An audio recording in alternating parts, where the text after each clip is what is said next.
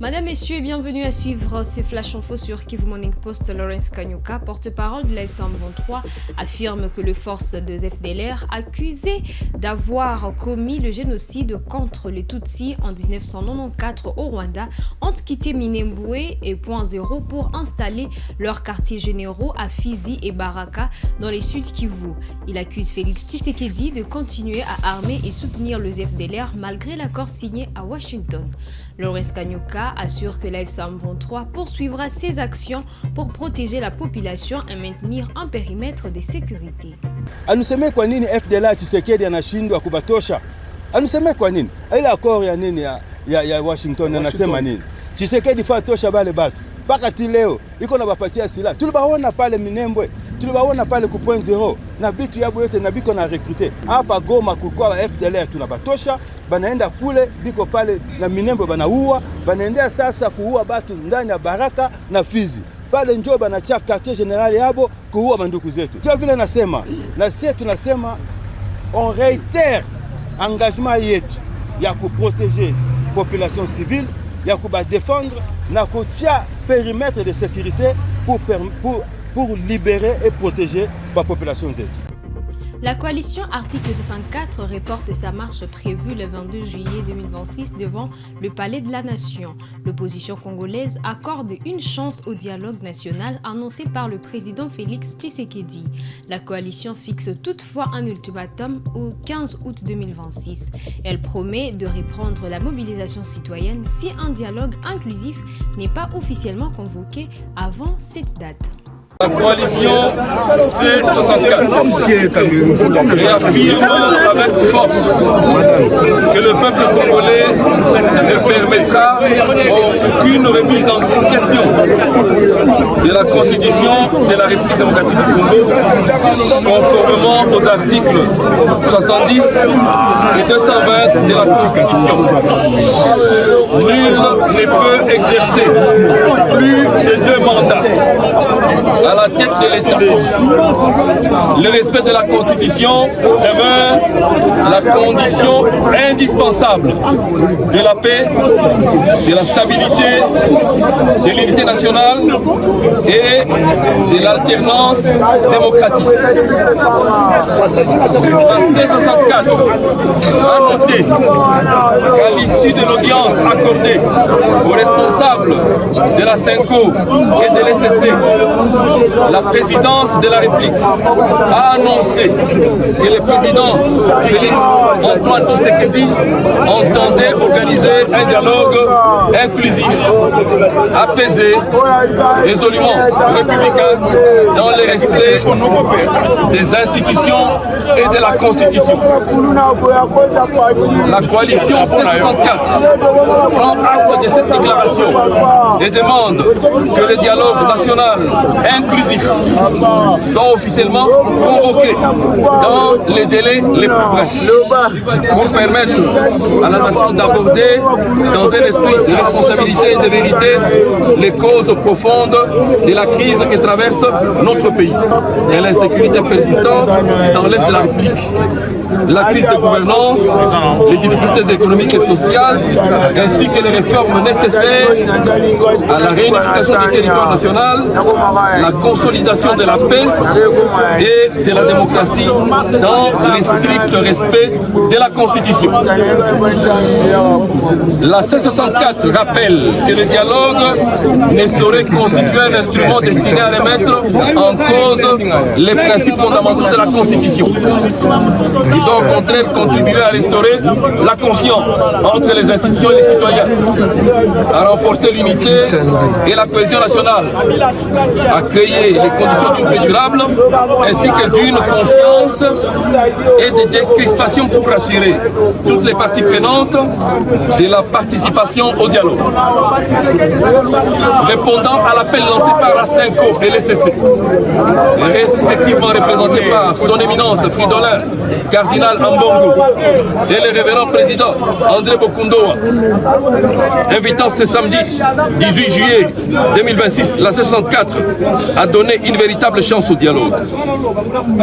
À la suite des réunions de la conférence des présidents du samedi 18 et du lundi 20 juillet, la coalition C64 a décidé, dans l'intérêt supérieur de la nation et fidèle à son engagement constant en faveur d'une résolution pacifique de la crise, de reporter la marche pacifique initialement prévue le 22 juillet 2026.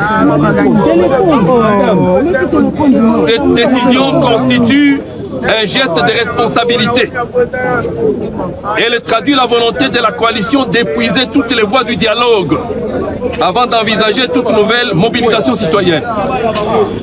Elle ne saurait être interprétée comme un renoncement à la défense de l'ordre constitutionnel, ni comme un affaiblissement de sa détermination. La responsabilité de la suite du processus repose désormais sur Félix Tshisekedi et son régime. La C64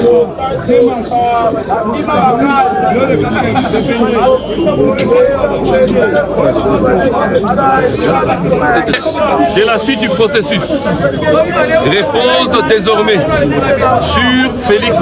Corneille Nangaa affirme que la solution aux crises en RDC ne passe pas par un dialogue avec le régime de Kinshasa. Il appelle plutôt à une refondation de l'État avec une armée forte, une police protectrice et une justice efficace et une administration performante. Les génocides, les pogroms, les sanglants affrontements intercommunautaires et les discours de haine qui ont ôté à notre région son supplément d'humanité sont autant de manifestations de la faillite de l'État. La solution n'est ni de se morfondre dans les lamentations, ni de se complaire dans la pieuse bididonnerie confessionnelle. Elle n'est pas non plus dans un dialogue ou dans des compromis hypocrites avec un manipulateur menteur qui ne respecte jamais ses engagements.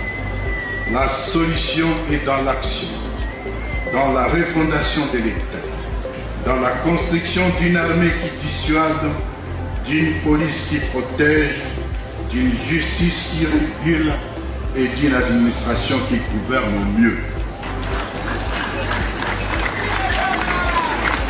La paix, et c'est très important, la paix, tout le monde en parle, mais la paix a un prix. Savoir faire la guerre n'est pas, la paix ne s'octroie pas, la paix se gagne, la paix se construit, la paix se consolide et elle se mérite. Chacun en a en conséquence la responsabilité. Telle est la déclinaison de la responsabilité qui est condamnante à chacun des jeunes Congolais. Vous êtes l'espérance de l'Église et de la nation. Vous êtes la génération qui peut briser les chaînes du tribalisme, qui peut ouvrir les chemins nouveaux, qui peut bâtir une société où l'amour triomphe sur la division. Ne laissez personne vous voler votre espérance. Ne laissez personne vous convaincre que vous êtes trop jeune pour changer les choses. Vous êtes forts, vous êtes nombreux, vous êtes porteurs d'un avenir, car vous êtes la lumière du monde. Le Conseil national de la jeunesse de la RDC soutient le dialogue national inclusif convoqué par le président Félix-Antoine Tshisekedi. Dans une déclaration publiée le 20 juillet, l'organisation demande que les recommandations de la jeunesse soient prises en compte dans un processus. Les CNJ-RDC appellent à un dialogue basé sur la vérité, la justice, la responsabilité et la défense de l'intérêt supérieur de la nation. Déclaration numéro 001 du Conseil national de la jeunesse de la République démocratique du Congo. Le Conseil national de la jeunesse de la République démocratique du Congo a appris avec satisfaction l'annonce faite par son Excellence, Monsieur le Président de la République, Félix-Antoine Tshisekedi Tshilombo, relative à la prochaine convocation d'un dialogue national inclusif.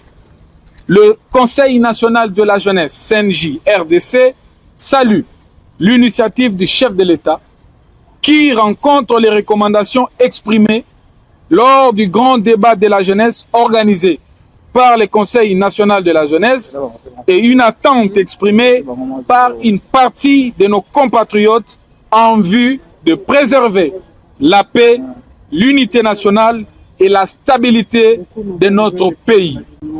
Dans un contexte marqué par des défis sécuritaires, politiques et sociaux majeurs, le Conseil national de la jeunesse rappelle que le dialogue demeure un instrument privilégié pour renforcer la cohésion nationale, consolider un front commun conformément à sa mission de représentation, de coordination et d'encadrement et d'accompagnement de la jeunesse congolaise, s'appuyant sur les recommandations du grand débat de la jeunesse sur les réformes institutionnelles du 3 juillet 2026, qui a réuni plus de 650 leaders de jeunes de toutes les sensibilités politiques et sociales, majorité, opposition, société civile, confessions religieuses et les représentants des organisations de la jeunesse de toutes les 26 provinces de notre pays. La conférence débat sur les enjeux de l'heure, organisée par l'excellence Grace Amy Coutinho, ministre de la Jeunesse et Éveil patriotique. Le CNJ RDC se tient à la disposition des institutions de la République afin de porter la voix, les aspirations, les préoccupations de la jeunesse congolaise dans le cadre de ce dialogue national que le président de la République a voulu inclusif. Le Conseil national de la jeunesse souligne toutefois que sa participation s'inscrira conformément à la résolution 2250 du Conseil de sécurité des Nations Unies sur l'agenda jeunesse, paix et sécurité dans le respect des modalités qui seront fixées par l'ordonnance présidentielle convoquant ces dialogues ainsi que des orientations de la médiation qui en assurera la conduite. C'est tout pour ces flashs infos, madame, messieurs. Merci de nous suivre du début à la fin. On se fixe rendez-vous pour des prochaines actualités.